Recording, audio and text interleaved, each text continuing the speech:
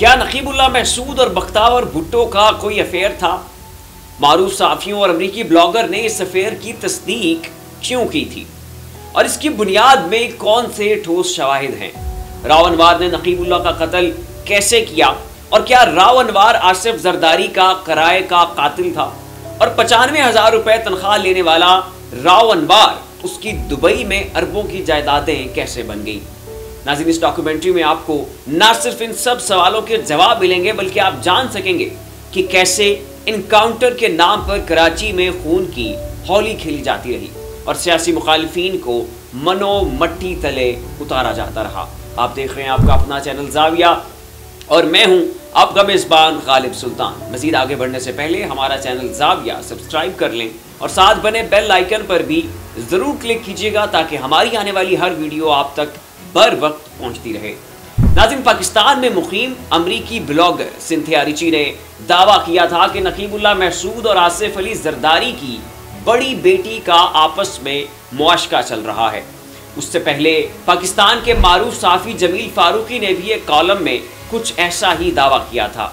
2018 में अपने कॉलम में एंकर जमील फारूकी का कहना था कि नकीबुल्लाह महसूद के सिंध की मारूफ सियासी शख्सियत की बेटी से ताल्लुकात थे, जिसकी वजह से पुलिस को उसे कत्ल करने का हुक्म दिया गया था।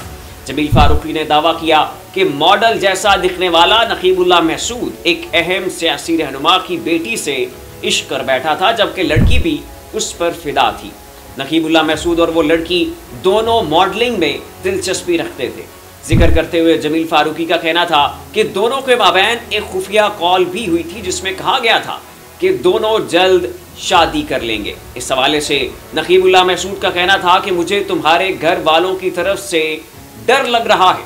उस पर लड़की ने जवाब दिया कि कुछ नहीं होता, ताहम दोनों की रजामंदी से ये मामला जनवरी तक मुअख्खर कर दिया गया था। उन्होंने मजीद लिखा था कि लड़की की हर कॉल ट्रेस हो रही थी। उस पर लड़की के अमीर बाप ने, जो कि सिंध की सियासी जमात का आला ओहदेदार है, उसने इस मामले से बचने के लिए मुतलका थाने के SHO से राब्ता किया और नकीबुल्लाह महसूद को ठिकाने लगाने का कहा, जिस पर मज़कूरा पुलिस अफसर ने इस मामले से राव अनवार को आगाह किया और फिर सादा कपड़ों में मलबूस एहलकारों ने नकीबुल्लाह महसूद को होटल के बाहर से उठाया और उसको ठिकाने लगा दिया। अब हम आते हैं इस कहानी के मरकजी किरदार की तरफ। नाज़रीन, राव अनवार कराची मलीर का SSP था। इसने अपने कैरियर का आगाज एक आम पुलिस ऑफिसर होने से किया और फिर देखते ही देखते ये चंद सालों में SSP बन गए। 2015 में कराची के हालात बहुत ख़राब थे। MQM के शरपसंद अनासिर और जराइम पेशा अफराद ने लोगों का जीना दोभर कर दिया हुआ था। राव अनवार से आसिफ अली जरदारी साहब के भी बहुत करीबी ताल्लुकात थे। ये भी कहा जाता है कि राव अनवार ने आसिफ अली जरदारी के बहुत से सियासी मुखालिफिन को दहशतगर्द करार देकर पुलिस मुकाबले में कत्ल कर दिया था। इसी वजह से राव अनवार को आसिफ अली जरदारी साहब का बहुत खास बंदा समझा जाता था। एक इंटरव्यू में तो आसिफ अली जरदारी ने राव अनवार को अपना बेटा तक करार दे दिया था। राव अनवार उन बहादुर बच्चों में से है जो कि MQM से लड़ने में बच गया। 444 मावरे अदालत कहने की बात है ना, 440 सारी न्यूज़ आइटम्स हैं। मुझे ये पता है कि वो ऐसा नहीं है कि वो किसी को बेवजह बच्चे को इस तरह शहीद कर दे। नाज़रीन, सिर्फ 2011 से 2018 के दौरान राव अनवार ने खुद 750 इनकाउंटर्स किए और 450 लोगों को अपने हाथों से मावराए अदालत कत्ल किया। राव अनवार अपनी इन्हीं बदनाम ज़माना एक्स्ट्रा जुडिशल किलिंग्स की वजह से इस कदर मशहूर हैं कि अमेरिका और बरतानिया ने इंसानी हकूक़ की खिलाफ वर्जियों के सबब इन्हें ब्लैक लिस्ट कर रखा है। नाज़रीन, 10 जनवरी को कराची के एक होटल से नकीबुल्लाह महसूद को उनके 2 दोस्तों कासिम और अली के हमरा अगवा कर लिया जाता है। ये 3 दिन पुलिस की कस्टडी में रहते हैं और फिर अली और कासिम को रिहा कर दिया जाता है, जबकि नकीबुल्लाह पुलिस की ही हिरासत में रहता है। 13 जनवरी को पता चलता है कि SSP मलीर राव अनवार ने नकीबुल्लाह महसूद नामी नौजवान को पुलिस मुकाबले में कत्ल कर दिया है। इस हादसे के 2 दिन तक मामला दबा रहता है क्योंकि किसी को भी पता नहीं चलता कि पुलिस मुकाबले में मरने वाला नौजवान कौन सा नकीबुल्लाह है। लेकिन बाद में जब फोटोज मंजर आम पर आते हैं तो पूरे मुल्क में सोशल मीडिया पर कोहराम बरपा हो जाता है। नकीबुल्लाह के बेईमाना कत्ल का सुनकर हर आंख अश्कबार हो जाती है और हर रूह तिलमिला उठती है। सोशल मीडिया पर नकीबुल्लाह के कत्ल के खिलाफ पूरी पाकिस्तानी अवाम सरापा एहतजाज नजर आती है। नाज़रीन, नकीबुल्लाह महसूद का ताल्लुक वजीरिस्तान से था। नकीबुल्लाह को मॉडलिंग का शौक था। लिबरल ख्याल नकीबुल्लाह का तालिबान और दाइश से दूर दूर तक कोई लेना देना न था।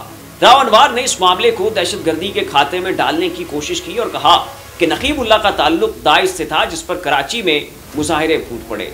लोगों ने एहतजाज करना शुरू कर दिया। यहाँ तक के पख्तून तहफ़्फ़ुज़ मूवमेंट के करता धरता अफराद ने इस नाहक खून के खिलाफ धरना दे दिया। मंजूर पश्तीन ने भी इस नाहक कत्ल के खिलाफ भरपूर आवाज उठाई। इसी दौरान नकीबुल्लाह के वालिद ने राव अनवार के खिलाफ कराची की इंसदाद दहशतगर्दी की अदालत में केस कर दिया। अवामी रद्द-ए-अमल को देखते हुए हुकूमत ने इस मामले पर इंक्वायरी कमेटी भी तश्कील दे दी। अदालत में केस के आगाज में ही राव अनवार अपना पल्लू झाड़ने की कोशिश करते हुए कहते हैं कि मैं उस रोज जाए वकूआ पर ही नहीं था।